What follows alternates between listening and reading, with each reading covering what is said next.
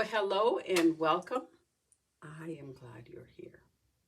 Let's talk about middle school days, which at the time used to be junior high.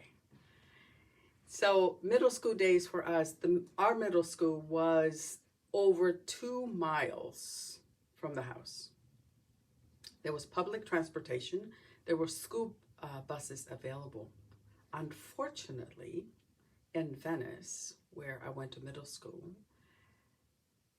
you could take the bus. Unfortunately, you would get beat up in the bus. Now, I never experienced it because I never even took it. I just learned the 2 mile walk. I put it on the time and I just planned accordingly to that. But I do know quite a few people, they did end up going on the bus and it was not a good experience. So 2 miles each way. I'm starting to sound like those parents that say, I used to walk to school in the rain, in the snow. There was no snow. I live in California, so there's no snow. There was rain sometimes. But what that allowed me to do is planning, right? I had to walk each way 2 miles. And the planning, right? The planning that I did. And also, there was friends that I met along the way, but by far nobody really lived as far as I did. So I got to hang out with some folks along the way. We would walk together. And then there was a time where it was just me, right? And of course, at the time, I didn't know that this was what I was doing, but that time of being alone and noticing my surroundings, noticing the different houses, noticing the different neighborhoods.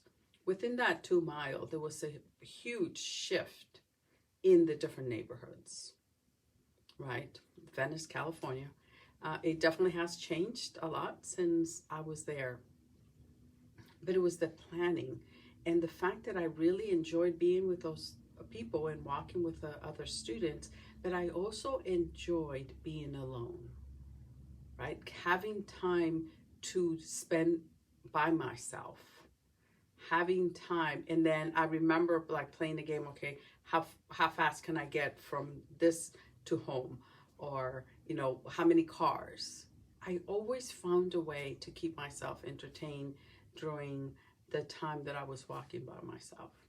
I also, later on in high school, because I was used to the walk, I did long distance running, right? So there were, weeks where I could do 10 miles in evenings, right? And I did join the long distance or cross country club, but it was all part of it, right? It's because I was in shape of doing the 2 miles every day, each day, that it allowed me to go. And I really did enjoy the running aspect of it.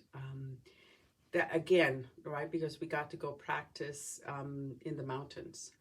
So just that long distance is being surrounded by nature and being around, just being by yourself, right? Because there's not many people that would be able to do the 10 miles. I mean, there was, I don't know, 20 of us in the club, but we all ran at different pace. So I got to spend a lot of time by myself during those runnings. So those were some of the best times. And again, looking back, I didn't know that what I was doing is getting grounded and being one with myself, allowing myself to think, allowing myself to make, time, just investing time with myself and becoming really aware of my surroundings.